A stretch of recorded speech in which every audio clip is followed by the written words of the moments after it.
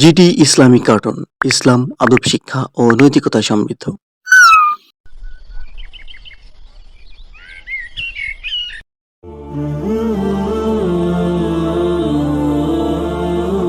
আসসালামু আলাইকুম ইয়ামিন। ওয়ালাইকুম আসসালাম আপু। আজ আমি অনেক খুশি। কি মজা! হ্যাঁ ইয়ামিন, তা তো আমি তোমাকে দেখেই বুঝতে পেরেছি। তা এত খুশির কারণটা কি জানতে পারি?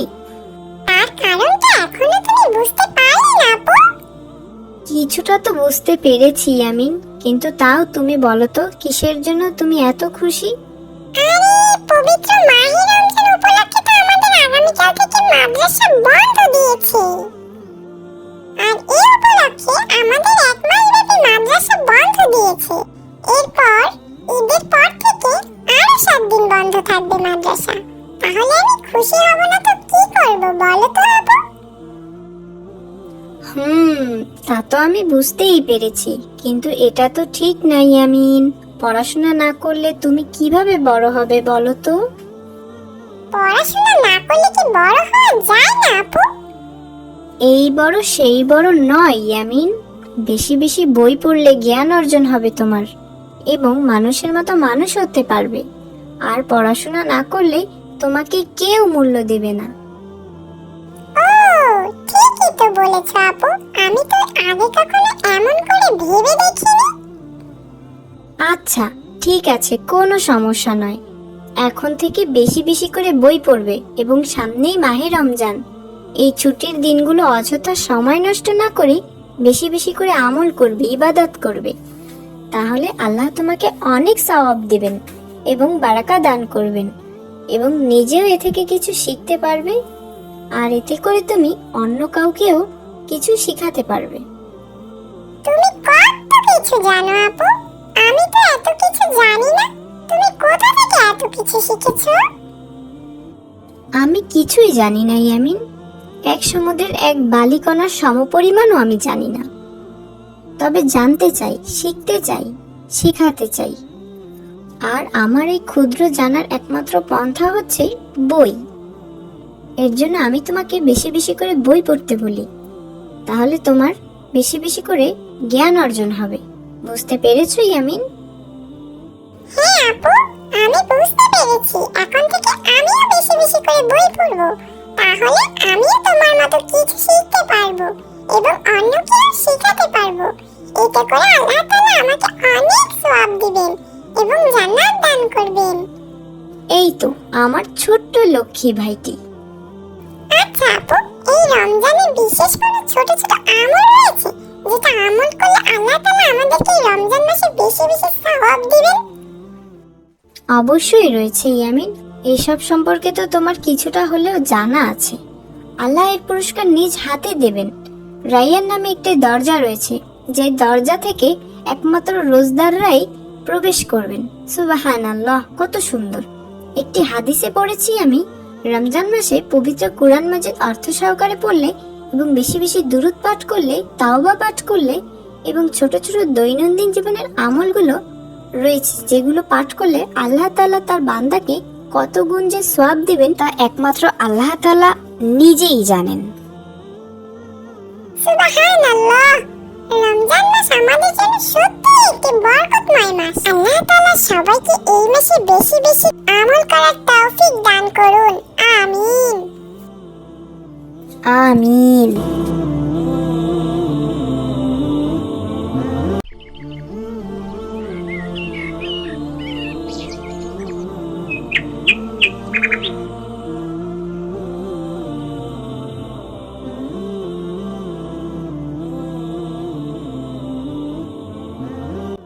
আসসালামু আলাইকুম মা। ওয়ালাইকুম আসসালাম নাফিয়া। কি করছো মা তুমি? এই তো তেমন কিছু না মা, একটু ইফতারির আয়োজন করছি। ও, টেবিলে দেখলাম আজকে অনেক আইটেম করেছো। আলহামদুলিল্লাহ, সবই আল্লাহর ইচ্ছায় মা। তবে তুমি কি আমার একটি কাজ করে আমাকে উপকৃত করবে? জি অবশ্যই মা। তুমি কি এই ইফতারগুলো থেকে কিছুটা তোমার হালিমা কাকিদের বাসায় দিয়ে আসতে পারবে মা? অবশ্যই পারবো মা, কিন্তু তাকে আজই দেওয়া লাগবে কেন মা? মা নাফিয়া, তুমি কি ভুলে যাচ্ছ আমাদের মহানবী হযরত মুহাম্মদ সাল্লাল্লাহু আলাইহি ওয়াসাল্লাম বলেছেন যে আল্লাহকে বিশ্বাস করে এবং পরকাল বিশ্বাস করে সে যেন অবশ্যই প্রতিবেশীকে ভালোবাসে। জি মা, আমি ভুলে গিয়েছিলাম। তুমি আমাকে মনে করিয়ে দেওয়ার জন্য তোমাকে অনেক অনেক ধন্যবাদ। এমনকি হাদিসে এও এসেছে যে তোমরা ঘরে ভালো কিছু রান্না করলে অবশ্যই তা থেকে কিছু অংশ তোমাদের প্রতিবেশীর ঘরে পৌঁছে দাও। তাদেরও হক আছে তোমাদের উপর। এতে আল্লাহ তার বান্দার উপর অনেক অনেক খুশি হয়। সুবহানাল্লাহ। আল্লাহ আমাদের জন্য আমাদের দিনকে কতই না সহজ করে দিয়েছেন। ঠিক বলেছো মা নাফিয়া। আমি খাবারটি গুছিয়ে দিচ্ছি, তুমি গিয়ে দেখো তো ইয়ামিন কি করছে। ঠিক আছে মা। আসসালামু আলাইকুম।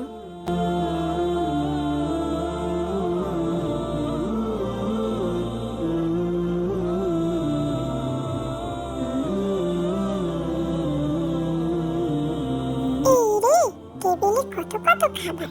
ইয়াম, কি মজা। আমার খুব ক্ষুধা লেগেছে, এমনকি পানির পিপাসাও পেয়েছে। কি যে করি। আইডিয়া! আচ্ছা, সবাই তো জানে আমি রোজা আছি। তাহলে আমি যদি এখান থেকে মজার মজার খাবার কিছুটা খেয়ে নিই, তাহলে তারা তো আর কেউ দেখছে না, আর আমার পেটও ভরলো। কিন্তু সবাই জানে আমি রোজা আছি। কি মজা! তাহলে দেরি করছি কেন আমি?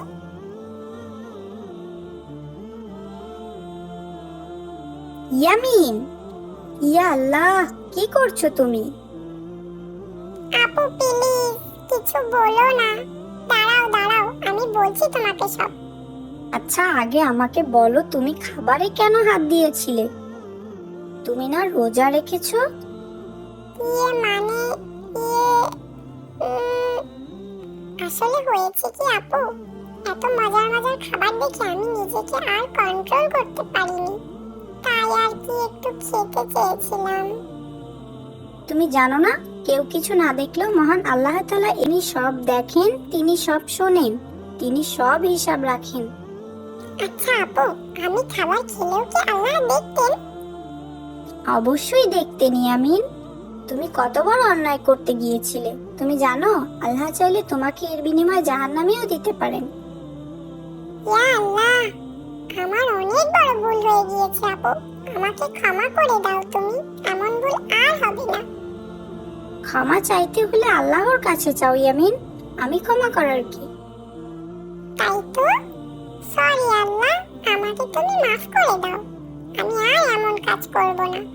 কিন্তু তুমি আমাকে জাহান্নামে দিও না। আপু বলেছে জাহান্নাম অনেক ভয়ঙ্কর। আমি জাহান্নামে যেতে চাই না। আমি জান্নাত চাই, যেখানে শুধু খেলা করব আর মজার মজার খাবার খাবো, আর কত কি। আচ্ছা শোনো ইয়ামিন, তুমি কি জান্নাতে যেতে চাও? হ্যাঁ আপু। তবে আর কখনো এমন করবে না, তাহলে আল্লাহ পাপ দিবে আর গুনাহ লিখবে তোমার আমলনামার খাতায়, বুঝলে? জি আপু। তোমার উপর তো রোজা এখনো ফরজ হয়নি, তুমি এখন থেকে একটু একটু করে অভ্যাস করো, কিন্তু এমনটা করো না। ফরজ হয়নি মানে? ফরজ হয়নি কারণ তোমার এখনো 10 বছর হয়নি, এর জন্য।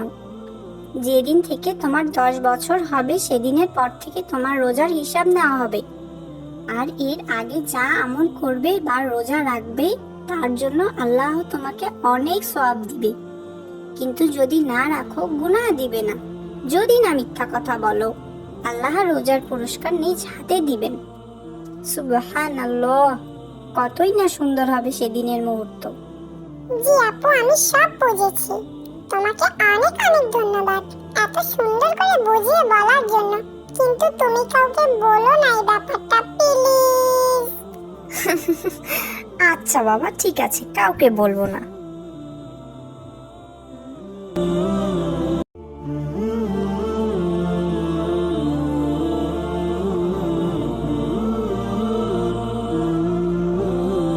কি সুন্দর খেলনাটা, আমি যদি খেলনাটা কিনতে পারতাম।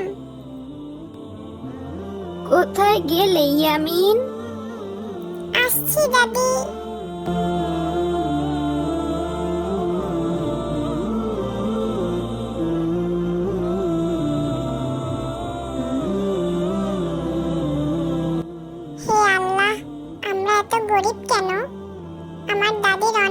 কষ্ট হয়। ছোটবেলায় বাবা মা মারা যাওয়ার পর থেকে দাদির কাছেই বড় হয়েছি। দাদি অনেক কষ্ট করেই আমাকে বড় করেছে। আপনি আমার দাদির কষ্ট কমিয়ে দিন, আমার দাদিকে সুস্থ রাখুন, আর আমাকেও সুস্থতা দান করুন। আমিন।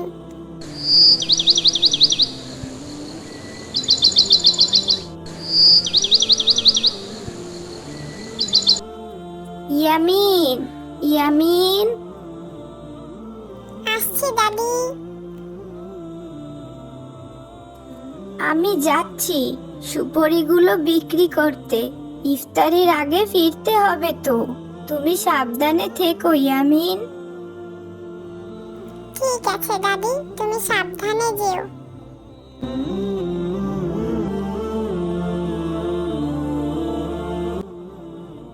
হে আল্লাহ, আমার 3টে ইচ্ছে। 1, কবরে আমার মা বাবাকে ভালো রাখেন। 2, আমি যেন ফজরের সালাতের জন্য ঠিক সময় উঠতে পারি। 3, আমার দাদুকে ভালো রাখবেন। আমিন। সবই তো বুঝি, কি যে করি।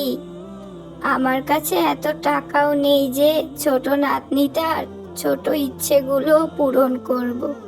হায় আল্লাহ, তুমি আমাকে সাহায্য করো।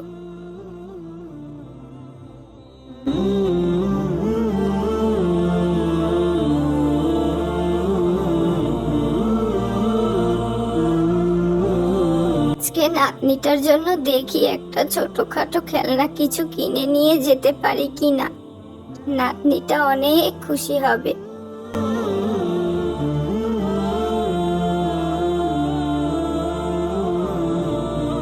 ইয়ামিন, ইয়ামিন, কোথায় গেলে? আসসালামু আলাইকুম দাদি, আমাকে ডাকছো? ওয়ালাইকুম আসসালাম। দেখো তো এই খেলনাটা তোমার পছন্দ হয়েছে কিনা? মাশাআল্লাহ, কি সুন্দর। তোমার পছন্দ হয়েছে? খুব। তোমাকে অনেক অনেক ধন্যবাদ দাদি, এটি আমার কাছে সবথেকে পছন্দের একটি খেলনা। আজ আমি অনেক খুশি। এর থেকে বেশি কিছু দেওয়ার সামর্থ্য আমার নেই রে। বাড়িতে কেউ আছেন? আসসালামু আলাইকুম। ওয়ালাইকুম আসসালাম। আমাকে কি একটু সাহায্য করবেন? কিছু খাবার থাকলে আমাকে একটু দেবেন দয়া করে, আমি খুব ক্ষুধার্ত। অবশ্যই, তুমি একটু অপেক্ষা করো, আমি আসছি। দাদি দেখো, ছেলেটার জামাটা কত ছেঁড়া। আমার তো আরো এই জামাটি ছাড়াও একটি নতুন জামা রয়েছে। আমি কি আমার নতুন জামাটা ছেলেটাকে দিতে পারি?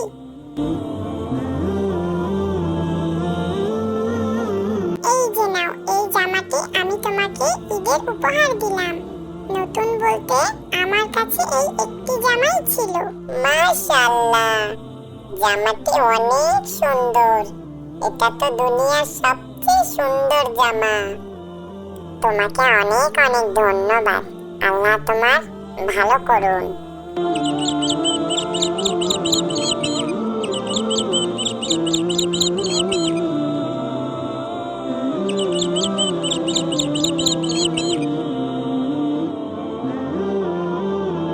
আসসালামু আলাইকুম, বাড়িতে কেউ আছেন?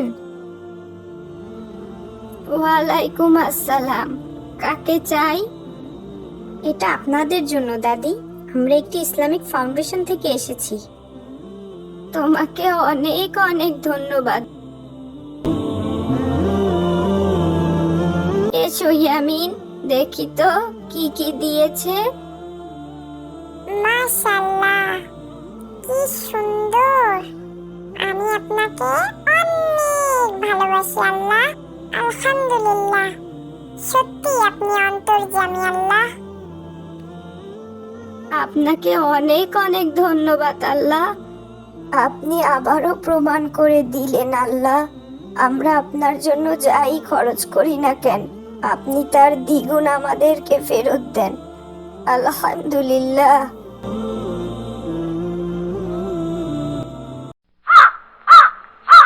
এই যে ভাইয়া শুনছেন?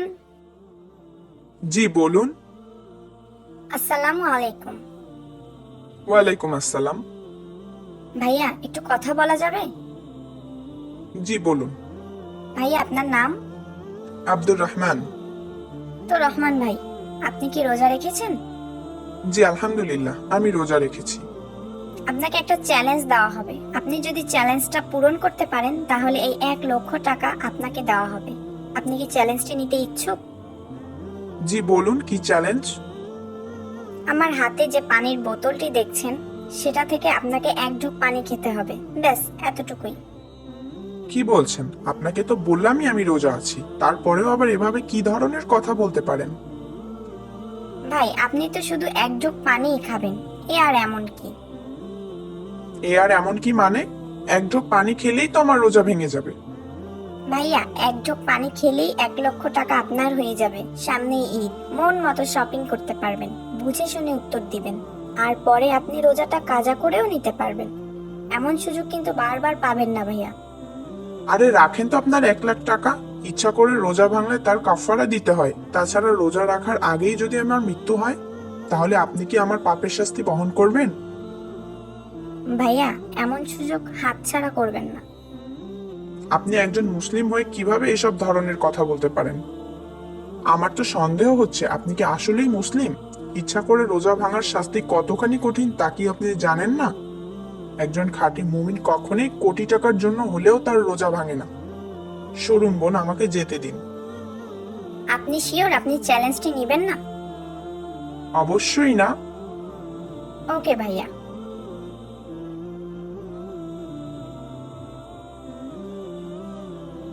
এই যে বোন, আসসালামু আলাইকুম।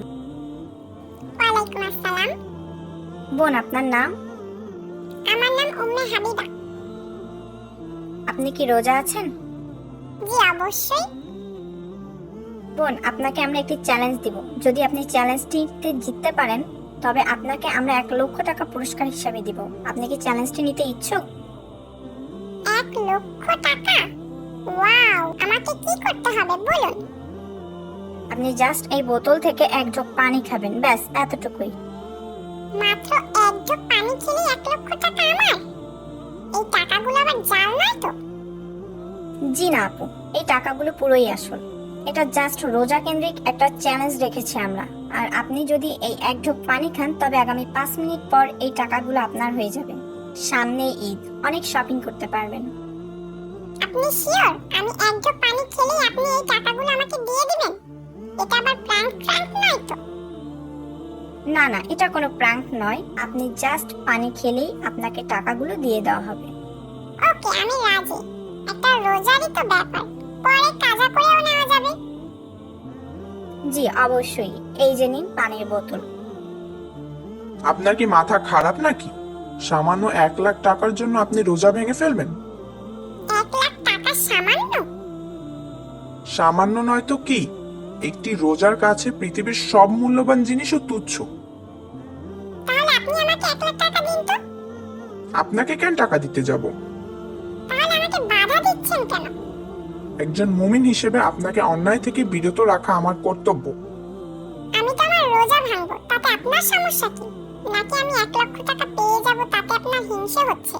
সরুন তো, আমাকে আমার কাজ করতে দিন। ভাইয়া থামুন। আমরা একটা ভিডিও করছিলাম যেখানে আমরা প্রকৃত মুমিন খুঁজছিলাম। এতক্ষণ যা দেখেছেন তা সবই সাজানো। ভাইয়া আমাদের এই চ্যালেঞ্জে আপনি জিতে গেছেন, তাই আমাদের পক্ষ থেকে এই নগদ 1,00,000 টাকা আপনার। তার মানে রোজা ভাঙার বিষয়টি সম্পূর্ণই সাজানো ছিল? জি ভাইয়া, পুরোটাই সাজানো। এই 1,00,000 টাকা আপনার সততার পুরস্কার। আলহামদুলিল্লাহ।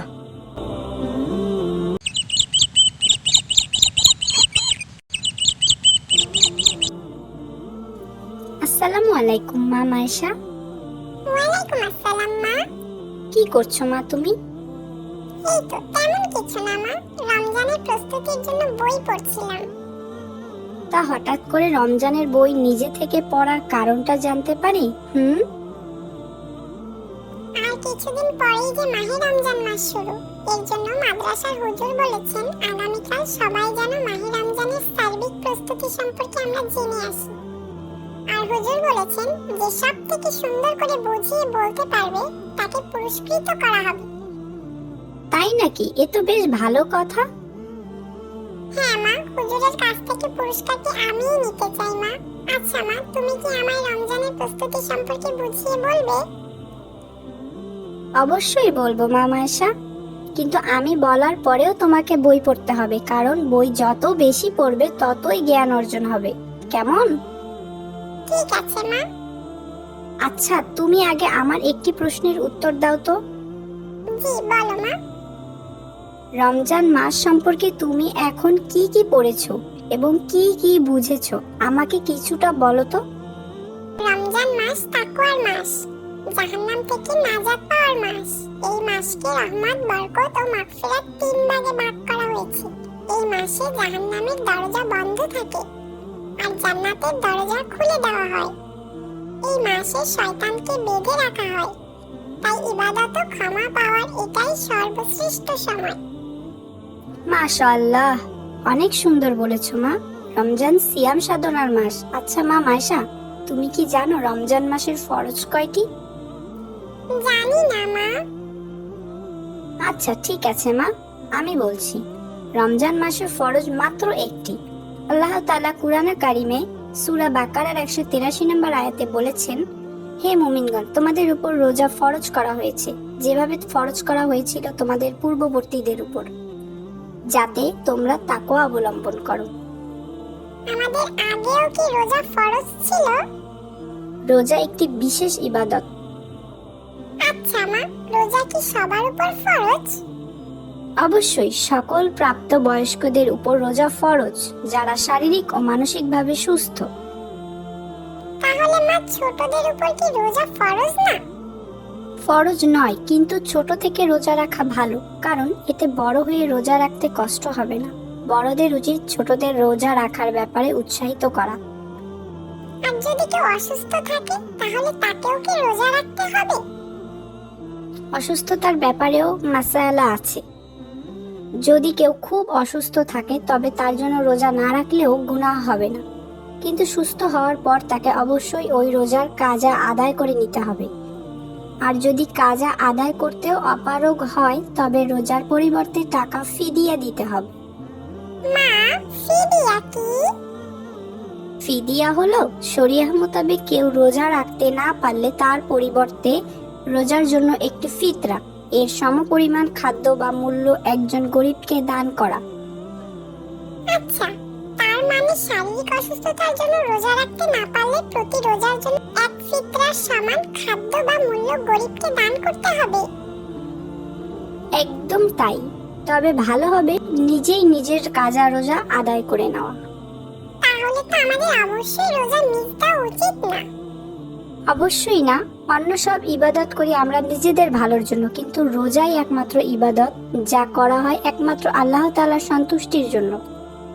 এই রমজান মাস প্রতি বছরে মাত্র একটি বার আসে, আর রোজার প্রতিদান মহান আল্লাহ তাআলা নিজ হাতে দিবেন। সুবহানাল্লাহ। রমজানের কিছু ওয়াজিব আছে, তুমি কি তা বলতে পারবে মাইশা? রমজানের ওয়াজিব কয়টি? কয়টি মা? রমজানের ওয়াজিব হলো 2টি। কি কি মা? সাদকাতুল ফিত্র বা ফিতরা দেওয়া এবং ঈদের নামাজ পড়া। ফিতরা কি সবাইকেই দিতে হবে মা? অবশ্যই রমজান মাসে প্রত্যেকের ফিতরা আদায় করা ওয়াজিব বা আবশ্যক। কিন্তু আমার তো টাকা নেই, আমি কিভাবে দিব? ঈদের দিন সকালে যে ব্যক্তি নিসাব পরিমাণ সম্পত্তির মালিক, সে তার নিজের ও তার পরিবারের সকল সদস্যের ফিতরা আদায় করবে। ও আচ্ছা, তার মানে আমার আব্বুজান আমাদের ফিতরা আদায় করবে। হ্যাঁ মা। আচ্ছা, যাদের কোনো পরিমাণের সম্পদ নেই তারা কি করবে মা? তবে তো সে ফিতরা নেওয়ার উপযোগী। ও আচ্ছা। রমজান মাসে বেশ কিছু সুন্নত আছে, তুমি কি কিছু রোজার সুন্নত সম্পর্কে বলতে পারবে? জি মা, পারবো কিছুটা। ঠিক আছে, বলো তো। রমজানের চাঁদ দেখা, তারাবির নামাজ আদায়, বেশি বেশি কোরআন পড়া, সদকা করা, রমজানের শেষ দশকে শবে কদরের সন্ধান করা ও ইত্তেকাফ করা, আর বেশি বেশি একটি দোয়া পড়া। কোন দোয়া? আল্লাহুম্মা ইন্নাকা আফউন তুহিব্বুল আফওয়া ফাআফু আন্নি, যার অর্থ হে আল্লাহ, আপনি ক্ষমাশীল, ক্ষমাকে পছন্দ করেন, সুতরাং আপনি আমাকে ক্ষমা করুন। মাশাআল্লাহ, তুমি খুব সুন্দর করে রোজার সুন্নতগুলো বলেছো মা। কিন্তু এছাড়া কিছু নফল ইবাদত আছে যেগুলো বেশি বেশি আমল করা উচিত, আর এ মাসে নফল ইবাদতে ফরজ ইবাদতের সওয়াব পাওয়া যায়। যেমন বেশি বেশি ইস্তেগফার পাঠ করা, দোয়া দুরূদ পাঠ করা, কোরআন খতম দেওয়া ইত্যাদি ইত্যাদি। আল্লাহ তাআলা আমাদের বেশি বেশি ইবাদত করার তৌফিক দান করুন, আমিন। আসসালামু আলাইকুম ভাই।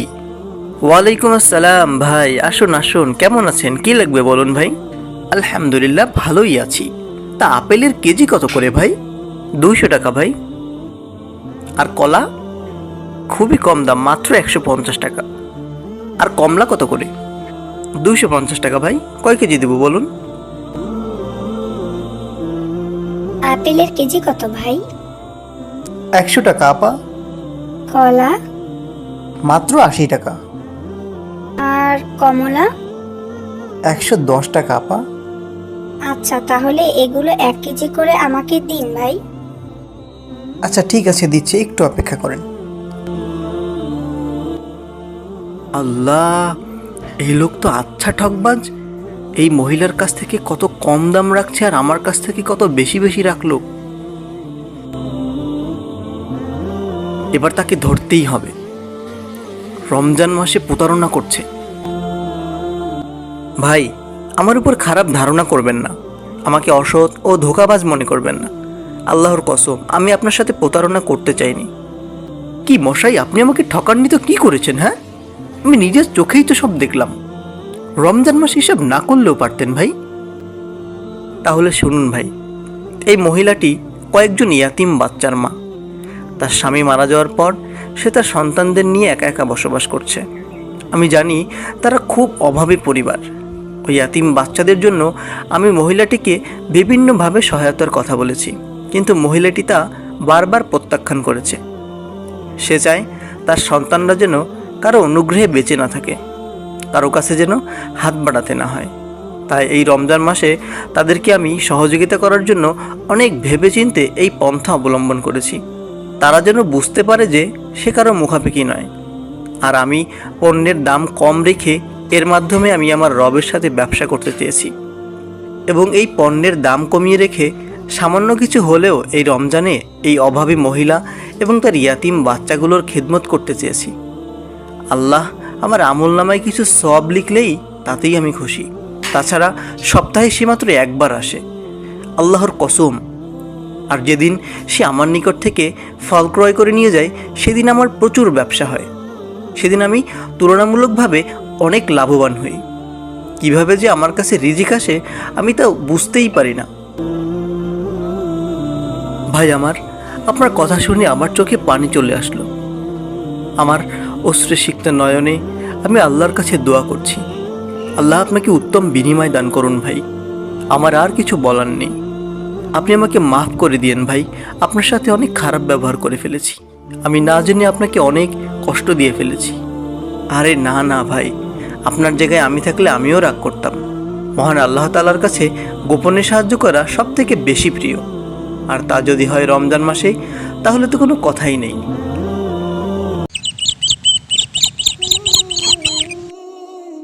বুশরা, মা বুশরা, কোথায় তুমি মা? তোমার জন্য একটা খুশির খবর আছে।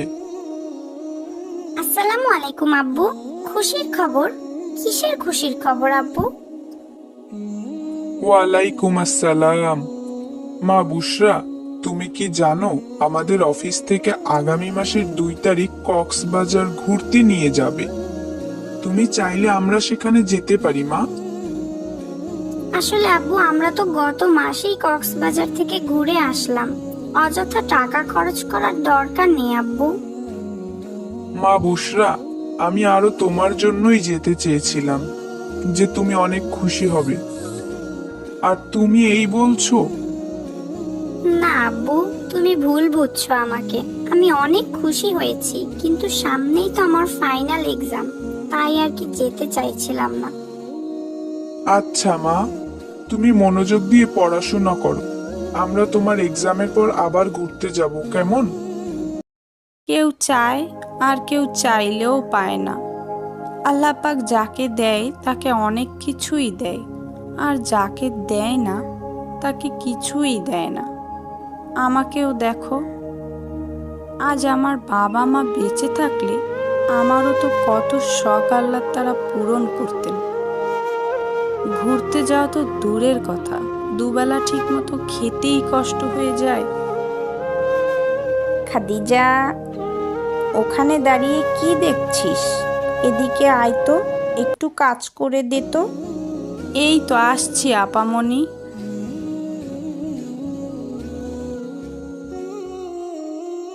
আব্বু শুধু শুধু অপচয় করে। আমি আব্বুকে বোঝাতে গেলে বুঝতেও চেষ্টা করে না, অযথাই কষ্ট পাই। কি হলো বুশরা, একা একা কি সব বলছো? দেখো না মা, আমরা গত মাসেই না কক্সবাজার গেলাম, তবু আব্বু আজকে আবার কক্সবাজার পিকনিকে যাওয়ার কথা বলছিল। আব্বু কেন বোঝে না মা? এগুলো তো অপচয়। তাই নাকি? মেয়েটা আমার কবে এত হিসাবি হয়ে গেল, আমি তো বুঝতেই পারলাম না। এ কি মা, তুমি মজা করছো? না,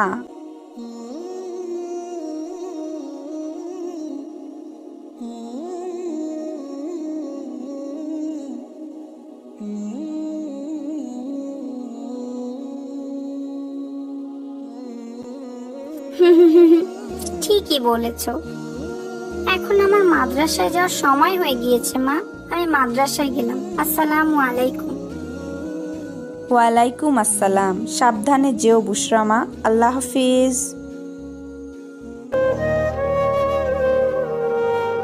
বুশরা আপু মাদ্রাসায় গিয়েছে। এখন আমি বুশরা আপুর খেলনাগুলো দিয়ে একটু খেলতে পারবো। কি মজা! খাদিজা, বাসায় মেহমান আসবে, কিন্তু আমার চিনি ফুরিয়ে গিয়েছে। এখন দোকানে কে যাবে বলতো? কি বিপদ হলো এখন। আপামনি, সামনেই তো দোকান, আমি গিয়ে নিয়ে আসি। তুই আনতে পারবি তো? হ্যাঁ আপামনি, আপনি চিন্তা করেন না, আমি ঠিকঠাক মতোই আনতে পারবো। আচ্ছা, এই নে 100 টাকা। 50 টাকার চিনি আনবি আর 50 টাকা ফেরত আনবি, কেমন? ঠিক আছে আপামনি।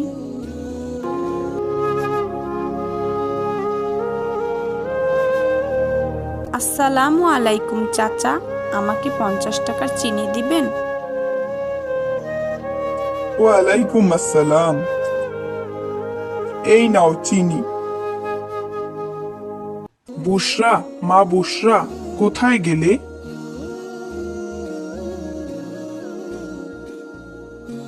আসসালামু আলাইকুম আব্বু। কি হয়েছে আব্বু, আমাকে ডাকছো?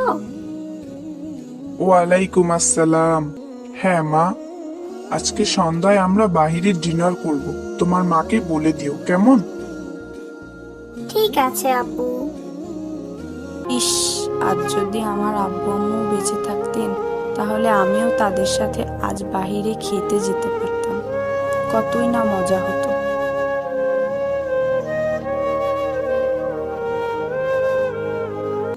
এই খাদিজা, রেডি হয়ে নে, যা। কেন আপামনি, আমাকে আপনি মাফ করে দেন আপামনি। আপনারা ছাড়া আমার তো কেউ নাই। আপনাদের এখানে থাকলে তাও আমি দুবেলা দুমুঠো খেতে পারি, খেলা করতে পারি। আপনারা আমাকে কত ভালোবাসেন।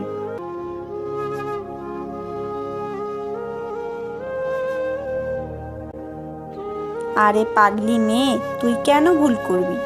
ভুল তো আমরাই করি। তোকে রেখে আমরা কত দূর দূর যাই। কি বলেন আপামনি, এসব আমার অভ্যাস আছে। আগে যেখানে কাজ করতাম না, তারা তো আমাকে ঠিকমতো খেতেই দিত না। সেখানে আপনারা আমার কত যত্ন করেন। হয়েছে, এখন রেডি হয়ে চল আমাদের সাথে, ডিনার করতে যাব।